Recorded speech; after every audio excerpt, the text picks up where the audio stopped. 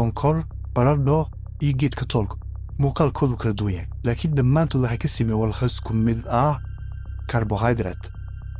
Haddaba waa maxay carbohydrate? Waxaan ku bilaabaynaa inaan eegno carbohydrate-ka ugu fudud. Tani waa glucose, walaxda photosynthesis-ka ka samaysanta.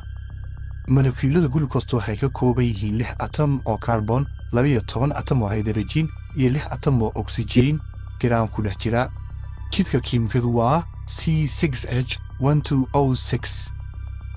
Glucose waa macaan waxaanay ku jirtaa midhaha. Glucose waxaa kale lagu magacaabaa dextrose. Haddii aan qaadno atamada glucose-ka oo kala wareejino waxooga, waxaan helnaa carbohydrate kale oo la dhaho fructose. Fructose-ku ka sii macaan yahay glucose-ta waxaana ku jirta malabka oo kale. Waxaa fructose sidoo kale lagu magacaabaa sonkor miro. Hataa iyadoo molecular-deeni aanay ku badnayn midhaha, giraamahan sonkorta badanaa waxaa lagu magacaabaa unugyo sonkoreed. Sawirkoodan badan waxaa loo fuday sida 5 gees leh ama 6 gees leh. Glucose iyo fructose waxay ka kooban yihiin hal unug oo sonkor ah, sidaa darteed waxaa loo yaqaanaa sonkor fudud. Laakiin unugyada sonkorta ayaa isugu xidhmi kara moleculo waaweyn. Haddii laba unug oo sonkor isku xidhmaan, waxaad helaysaa wax lagu magacaabo 2 saccharide. Hal tusaale waa sucrose-ka oo ka kooban giraan glucose iyo giraan fructose. Markaynu sonkorta caadi ahaan ka hadlayno, waxa badanaa loo jeedaa waa sucrose. Molecular sucrose ayaa ku jira sonkorteenna caadiga ah. Tusaale kale oo ah 2 saccharide waa lactose-ka. Lactose waxaa laga helaa caanaha, waana molecule dad badan u keena dhibaatooyinka caloosha.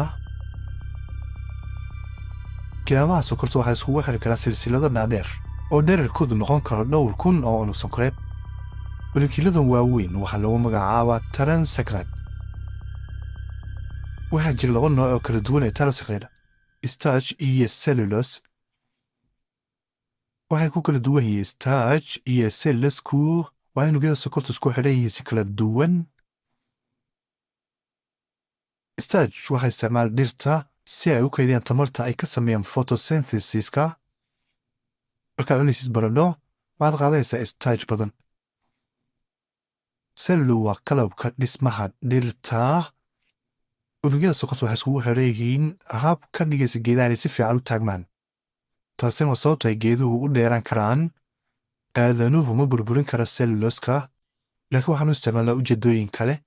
Tusaale ahaan, geedaha iyo warqaduhu waxay ka samaysan yihiin moleculo cellulose ah, halka sonkorta, baradhada iyo geedku waxay sidaa darteed ka samaysan yihiin wax keliya. Giraanta yar ee sonkorta ee cajiibka.